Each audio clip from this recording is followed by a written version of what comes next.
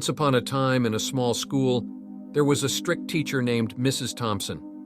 She was known for being serious and always expecting her students to do their best. One day she gave her class an assignment to write a story on a blank piece of paper. The students were excited, but also a bit nervous because Mrs. Thompson was known for being tough.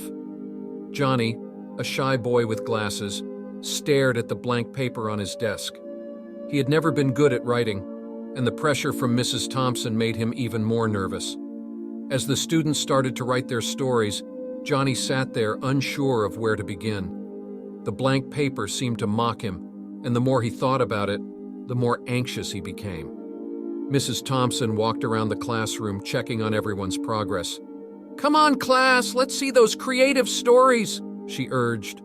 Johnny felt a lump in his throat, and his hands trembled. The blank paper seemed to get bigger and whiter with each passing moment. Mrs. Thompson stopped by Johnny's desk and looked at his empty paper. "What's going on, Johnny? Why haven't you started?" she asked sternly. Johnny stammered, I don't know where to begin, ma'am." Mrs. Thompson took a deep breath and softened her tone. "Johnny, writing is like an adventure. You can start anywhere you like. Use your imagination and just let the words flow." With those words of encouragement, Johnny took a deep breath, picked up his pencil, and began to write. He started with a simple sentence about a curious cat and a magical tree.